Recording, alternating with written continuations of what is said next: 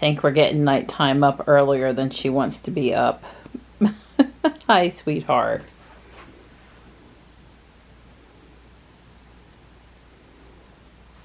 You gonna make it this morning? Yeah, I'm doing better this morning than yesterday. Good. Yeah, for whatever reason, I don't know. Well, it was miserable waiting until the end of the day and then going when it was hot, so I'm glad you're feeling up to getting it out of the way this morning. I gambled that, you know, the weather people would be right, and they weren't. Well, I guess technically it did rain, but it was all yesterday. It was a little, well, yeah. Or, yeah. Yeah, it did rain here. There's Tuxie. Come on over here, buddy. We're getting ready to leave. That's my good boy. Well, everybody's over there fooling with Ruby this morning. Come on, guys. Come on. Well, you know, you guys make sure you don't get off the walkway.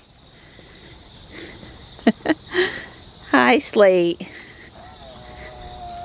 Guess I'm going to have to honk the horn this morning. Good morning, Ruby. Load her on up, Johnny. There's Donnie. Yeah, running first thing in the morning when you're not all the way awake. I didn't realize at the house that it was a little foggy out here, but sure enough, it's pretty foggy this morning. Ruby says it's 79 degrees. Wow, they paved here yesterday too. This has been waiting a lot longer, but this wasn't scraped. This was just not paved. Looks like they'll be doing the other side possibly today, so it's kind of hard to avoid this section of road. I have to go down, you know, Main Street, and it's, you know, 3 or 4 minutes longer to get to Taekwondo, but that might be what we need to do today. When I come out this afternoon, I probably should leave 10 minutes early and go Main Street. It's definitely wider. Yeah, well, this road was never narrow to begin with, but yeah, it's pretty wide. We'll see how they mark it after they get it all paved. The fog hasn't been so heavy as to impede my ability to see or drive, but it's certainly an unremarkable and kind of dreary morning out there today. Well, the Tesla dance wasn't gone quite as much as I thought it might have been. We're back rocking this morning here. I gotta say, I'm a little disappointed with the weather this morning because I have time to go someplace and take some pictures and enjoy myself, and it's just not pretty out here. It's just not. It's not foggy enough to go try to take fog pictures, and it's certainly not pretty enough to go take any other kind of pictures, so it's kind of a bummer.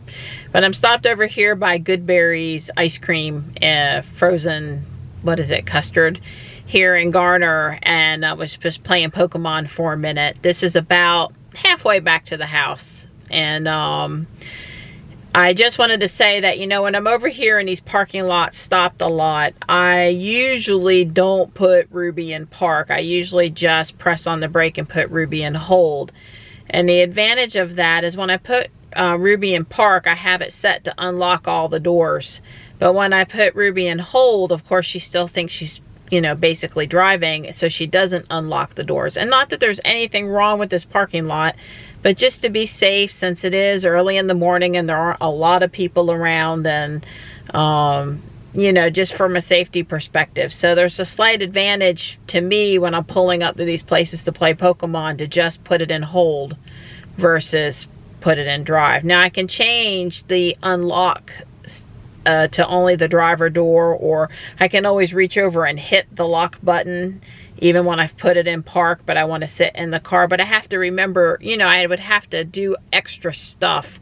This kind of isn't really extra to me, and it works for me. So I just thought I'd mention it because, you know, you want to be safe out there. As much as I hate getting up and leaving so early, the only other thing that could possibly be worse would be to be stuck in this traffic headed into Raleigh later in the morning. Wow. I thought I'd walk into Walmart this morning. It's day 4 of intermittent fasting, and it's hard to go home and it not be time to cook breakfast. So I figured a little walk, browsing in here would be good this morning since, you know, picture taking is not prime today. Wow, that is really sad. All the plants are gone. I mean, surely they're gonna get some pansies and mums for the fall. If you look through there, you see all those boxes and a few bikes. They've got 4 or 5 workers here from ICSI Assembly putting together about 50 bikes today. I guess that's prep for winter, for Christmas. I don't know. I always have to check out the latest Lego stuff, you know. I am the Lego robotics teacher. So they have this new Hidden Side series out that I had not seen before here at Walmart, and it has an app. So when you use the app to look at it after you get it put together, it does stuff to it. I don't know, virtual reality kind of thing. It's pretty cool. Can I be a kid again? Yeah, apparently they really expect this to be popular.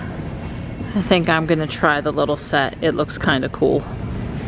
Could there be new Hot Wheels on that pile?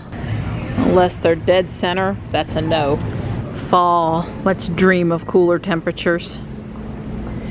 I just had the worst shopping experience ever, and it was not Walmart's fault. At least I don't think it was. And it wasn't the cashier's fault.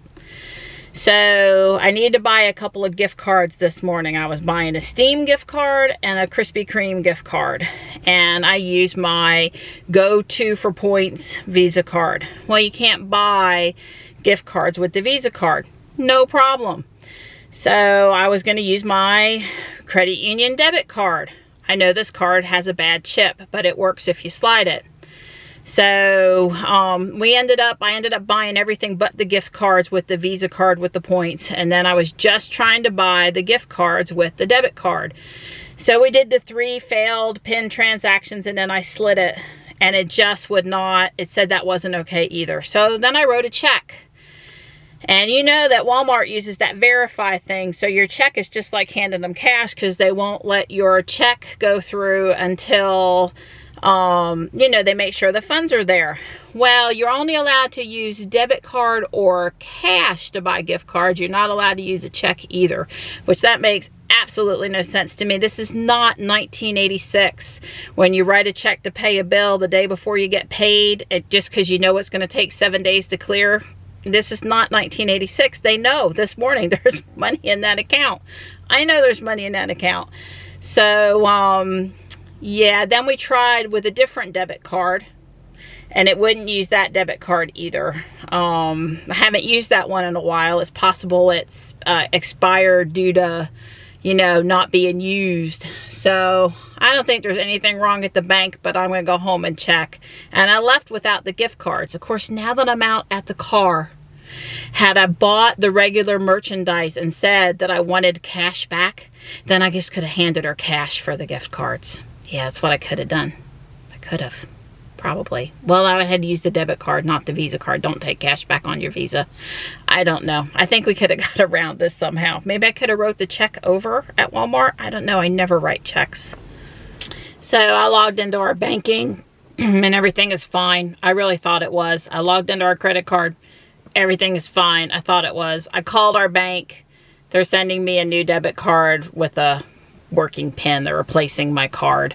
So I don't know what all the problems were at Walmart this morning. I mean, I get the part that they wanted me to buy it on a debit card, but I think I'll just go back up there with some cash and try to buy those gift cards, because I don't think me and the nice cashier that tried to help me this morning, I don't think we can take any more stress on that for today.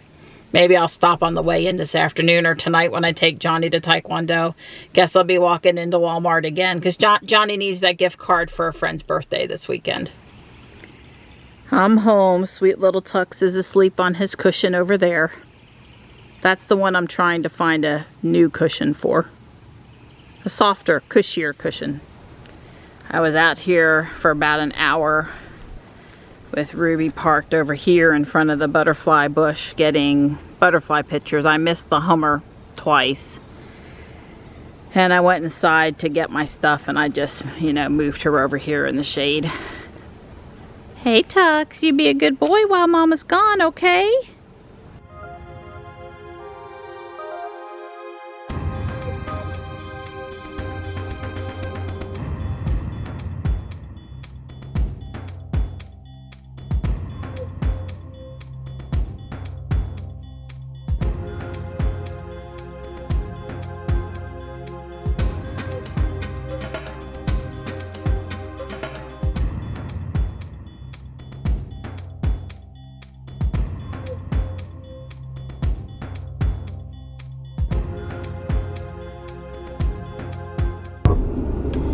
So when I left the house, I came down Main Street because of that paving going on Judd Parkway, not to mention the paving near the house, but mostly the Judd Parkway over there by the new library. And I stopped in front of the Fuquay Mineral Springs Inn, and I took some butterfly 360 shots.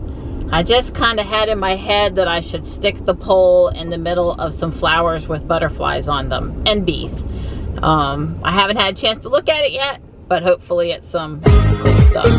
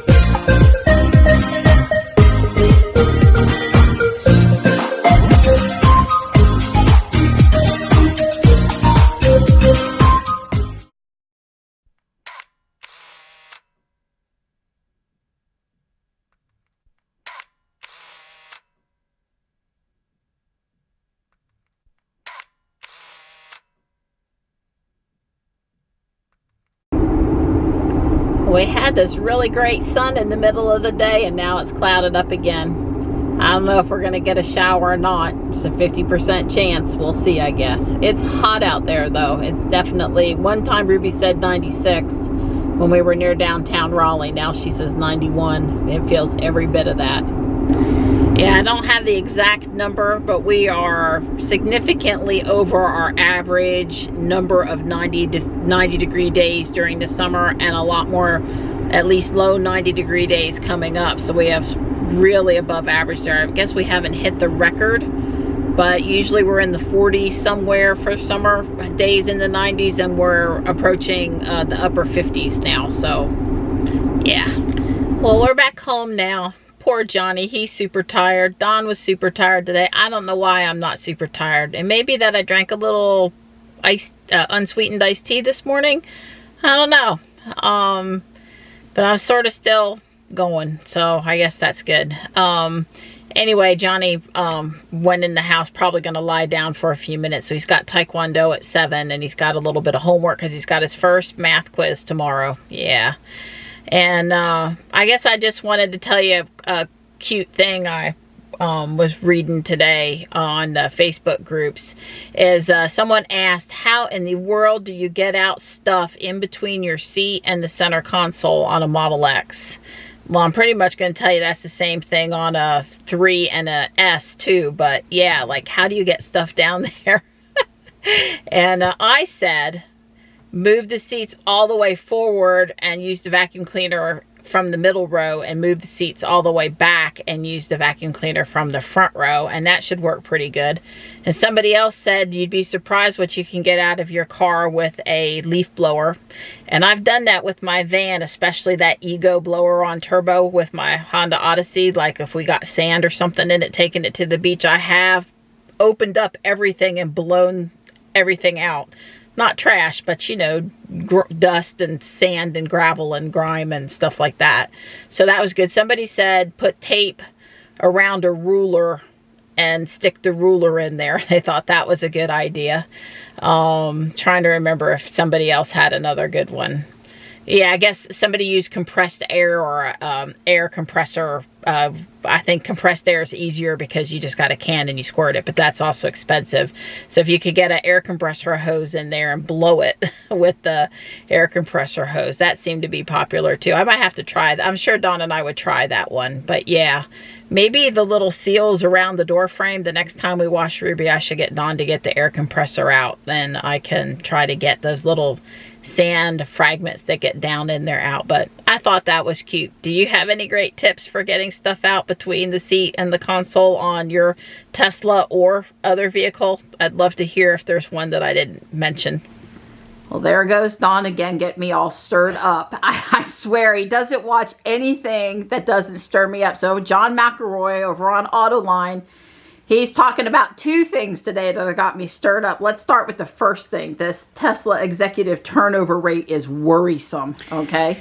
Yeah, they were saying that the turnover rate of executives at Tesla is higher than at other Silicon Valley businesses. And then that the turnover rate for direct reports to Elon is like, I think way high. I think he said 46%. 40 something yeah, percent. 40 something percent. And I was like, oh, geez. You know, I mean, I guess you wonder why do they leave? I mean, you do, right? But how about the positive side of it? You've worked for Elon Musk, so now basically anyone will hire you because, well, you can put that on your resume. Yeah. Yeah, and how about the, you know, you came in as a young, fresh person and you gave it your all for 3 or 4 years and now you're settling down, you're having a family, you don't want to be a higher level executive anymore, and somebody new and fresh with some great new ideas comes on board. How about that's not such a bad thing? Right. What else? Well, I think that it has to do with something that when I was still at IBM, and Maryann also, IBM transitioned from efforts to results. Right.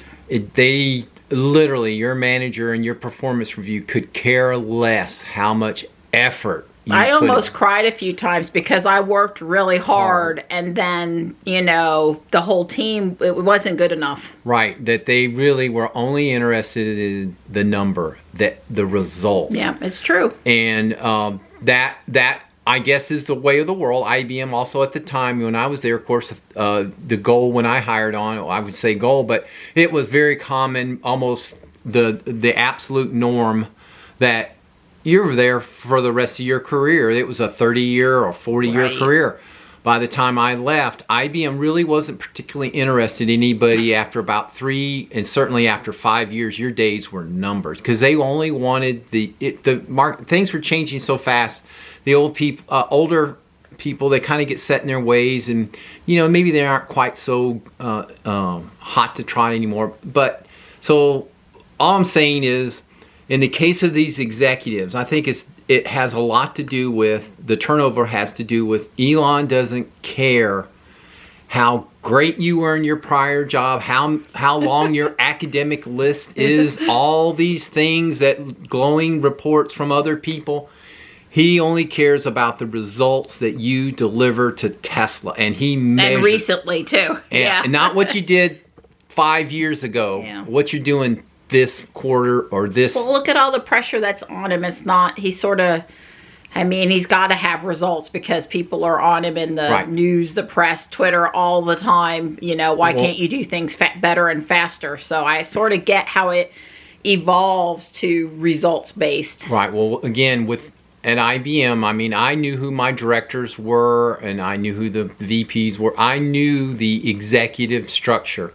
And I have to tell you, it was as regular as clockwork. Yeah. Musical chairs. They would take this executive and reorg him over to here, him or her over to here. Mostly it was hims. I mean, to be very clear about that. But there were some hers we worked for. They'd move them over here, and then this other executive, it would be like a lateral. It would just be this domino effect of moving the same shuffle the managers, executive shuffles, and nothing was getting better. And then, in other words, instead of saying, well, you know what, you're fired, you're gone, which is what Elon does. He either says you either leave or I'm going to fire you. I don't know. You don't know what was well, said. I don't know, but the point is, speculation wouldn't be that they've all left hunky dory. Right. I don't know if they left on their own. I'm just simply saying that Elon doesn't hold on to anything. He does first principles, results. We've got a window in which we have to execute, and everything has to be working towards the goal. And if he's not achieving the goals he's going to try somebody else. Hey, if this doesn't work, trial and error is a really positive thing. In fact, that's one of the big problems with our economy and our drugs and our medical and all these problems, that we don't do trial and error anymore. We just Oh, we gotta have Well, all the I's dot. our kids aren't even allowed to have failure at school in order to learn. It has to all be perfect the first time. That's sort of not the point of education. Right, yeah, I feel like you're limiting me to only correct answers. Anyway, I'm just simply saying is, John was on this executive thing. I think you can read it either way. Like Maryann said, you can take it as a super positive. These people are ready to go lead other companies, or you can look at it maybe a little bit more pessimistic. From my point of view, Elon wasn't getting what he needed from him, and he either showed them the door or they read the handwriting on the wall. I didn't say these executives were stupid.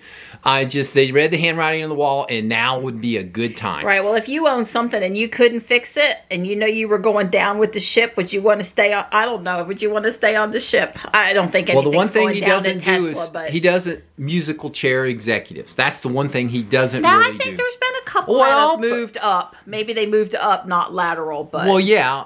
But the point is, he does promote from within, but he's not opposed to hiring this is another little thing that a lot of people. I guess you have to be super confident, and you have to take credit for other people's efforts, because that's what happens a lot, especially executive. They at Apple, they came out with a killer product and totally disrupted the cell phone market, the music player market. But it wasn't. You could argue with Steve Jobs, and I'm not taking anything away from Steve. But the point is, all the other people all the masses of Apple executives or higher ups or engineers, they took a lot of credit for that. And are they really the one key thing? Were they one of the three key people? I don't know about that. The point is, there's probably plenty of people putting a lot of effort into it, and they just taking the credit. Oh, well, I'm a former Apple engineer, and I don't know. I'm just saying, I've been around people, and then you could tell the ones that are really going somewhere. And then I've met a lot of executives that were really not with the program. They talk the talk. They're like politicians. They talk the talk. They network.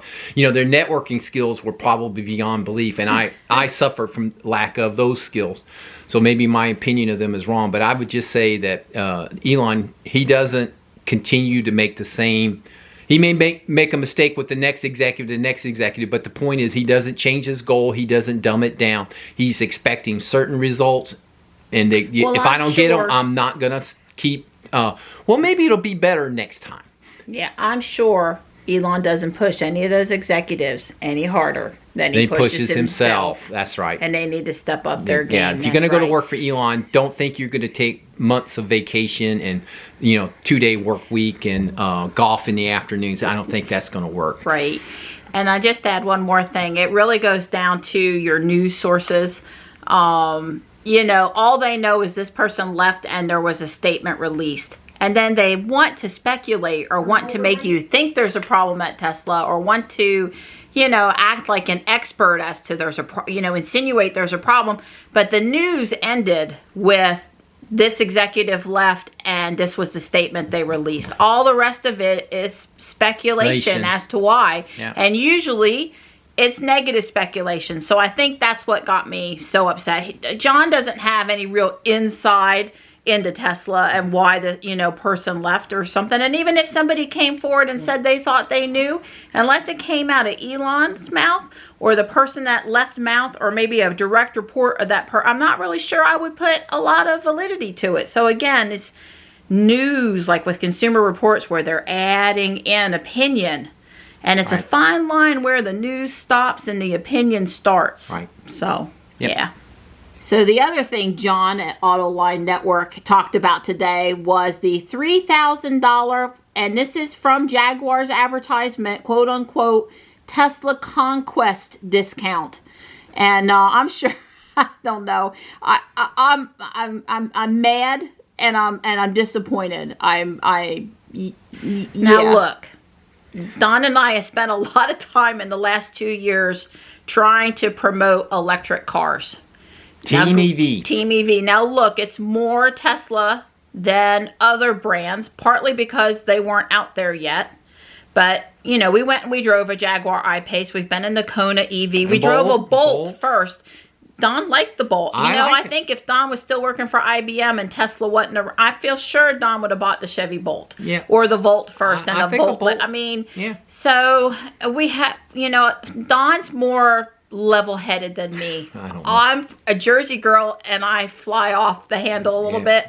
I'm either not opinionated, or when I am opinionated, you need to watch out. I think that's it. There's many things, there's many things I'm not opinionated about, but when you get me worked up, and this has got me worked up now because, you know, I've really tried to keep the channel team EV.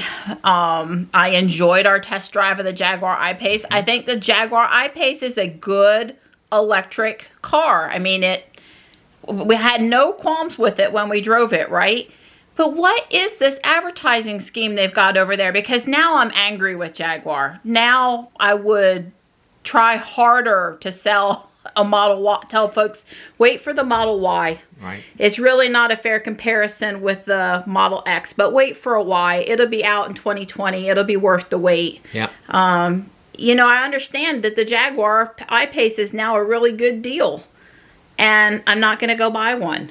Right. I'm going to wait for the Model Y, because it's not just about sustainable transport, but it's also about believing in Elon Musk's missions. There's more than one mission. There's a few of them. And I really am sold on trying to help him achieve his goals. And he needs Tesla to do good in order to achieve some of the other goals that are outside of Tesla. So I don't know. I'm mad. Jaguar, if you have a great electric car, which actually I think you do. I went on record. I called it great.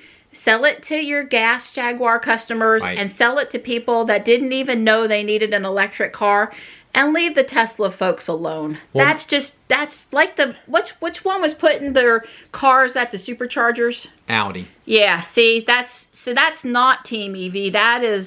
That's not Team EV. That is what we need. I could see the executives at Jaguar or Audi or all the car people saying, well, look, this Tesla, you know, we got to get rid of this Tesla.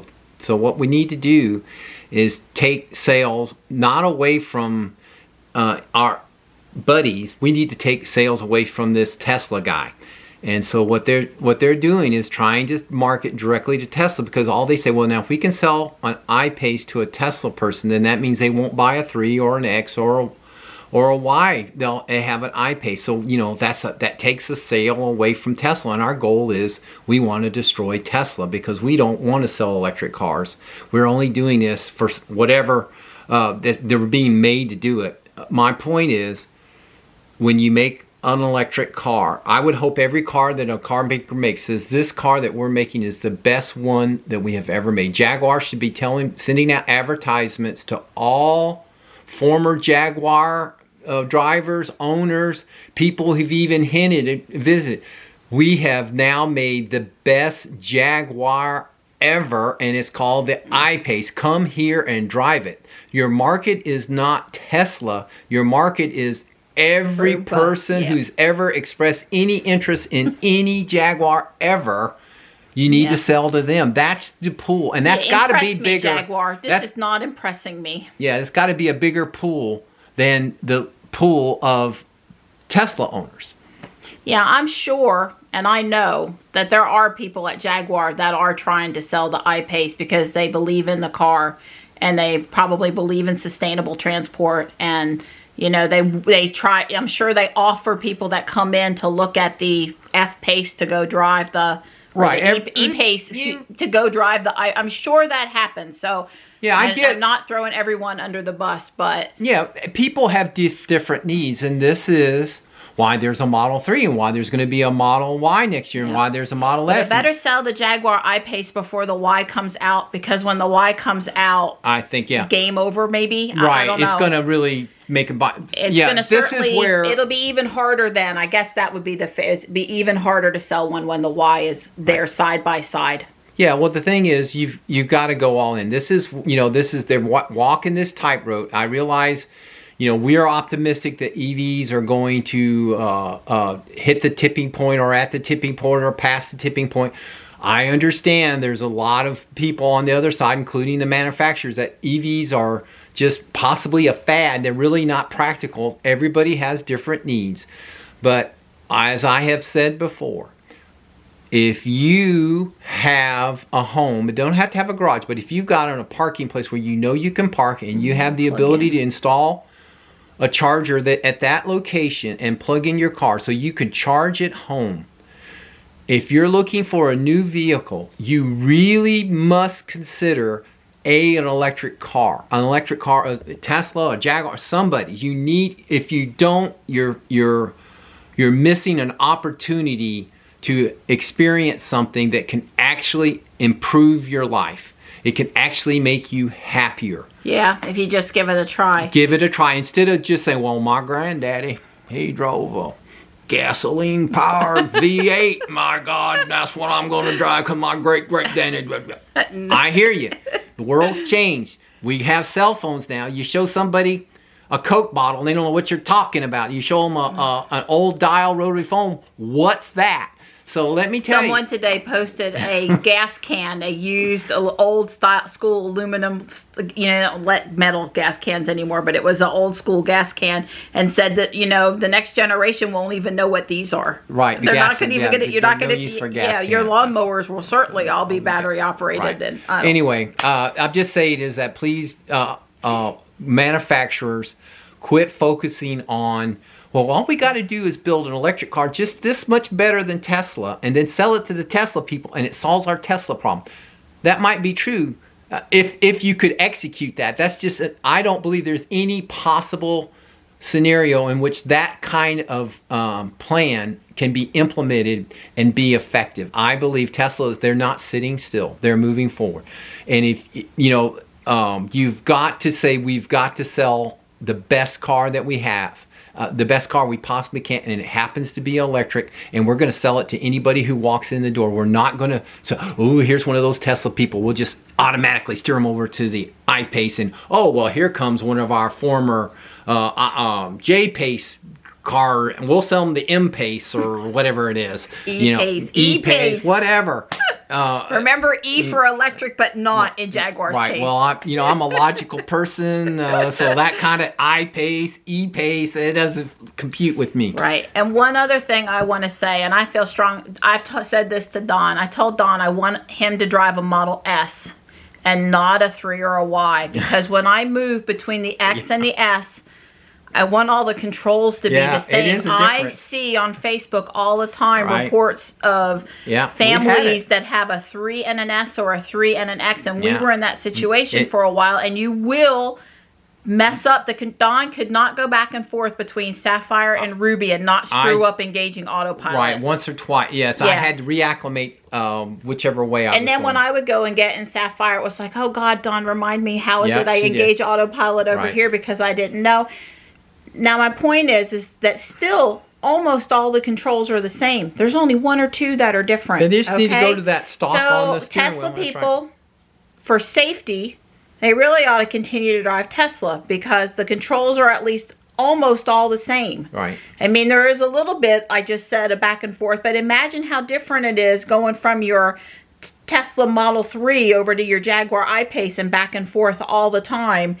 You know, if you were switching out with family members, the difference is there. So I see some safety. If you've got a 3, you get a Y, because controls are going to mostly be the same. Right. And you and your wife or your child, your college kid or whatever, you can swap cars, and you can do it without having to, you know, without being unsafe or without having to think about it. Because it really mattered to me, and I have used this argument with Don several times, not to mention the fact that I really like that brand new Model S. I know he's not. He can't get in and out of it comfortable, and he doesn't want a bigger car. I don't want a bigger car. But for both of those reasons. But if it was up to me, we'd be putting an S in the garage, because symmetry of controls across the vehicles, and I just want a P100D Model S so I can go play when I want to play. She wants to play. But think about it. Yeah. Aren't you out here a little early tonight? It's not even dark out yet. We haven't even eaten dinner. Are you just that hungry? She'll come back. So 2 more points.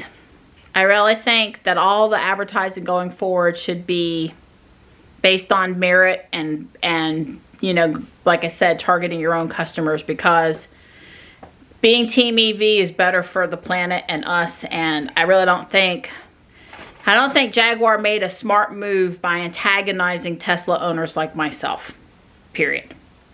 And the other thing is National Drive Electric Week's coming up. Goodness gracious, I don't know the date, but it's in September. I think the 14th rings a bell. And all over the country, there are going to be events. There are going to be Tesla owners given ride-alongs, or, you know, there's going to be all kind of EV people. I'm sure Bolts and Jaguars and Konas and everything else are going to be out there where you can go see them outside of that traditional dealership you know, environment. Of course, at Tesla, you don't have to worry about that, but it'd be a good chance to see all of them in one place. So if you're on the fence about deciding, need another look, don't want to be sales pressured, blah, blah, blah, find the National Drive Electric event in your area. We're far enough along now, they've all been posted. Donna and I haven't signed up for one yet, but I did see that they're doing something. I think NC Clean Tech is doing something at Carter Finley Stadium like every day for the week, like 5 days straight. They're looking for people to come out and do something. So the event is growing every year now, bigger. More cities are involved and more days in bigger cities. So go look for yourself. If you're on the fence, if you're trying to decide, if you just like to see some cool new tech, maybe in the area, if you want to come say hi to us. I will let you guys know where we're going to be when we decide. I'm sure we're going to go someplace. But take advantage. It's the 1 week out of the year where you can go learn a lot about EVs really easily. And all in one place, side by side. I think that's a good idea for people to go do that. That's my Johnny holding the door for people. He's such a good kid. Home is basically in the direction of that big cloud. The severe thunder warning statement doesn't mention hail, so even if it starts raining, hopefully we're okay. Supposed to be a lot of lightning in this cell. You know, sometimes it was just better not knowing, I think. Ruby and I traveled 95.4 miles today. A software update was pushed out to Ruby today. She's currently at 2019.28.2, so we'll see what this one is. I'm not going to plug her in. I'll let Dawn handle that after this thunderstorm passes.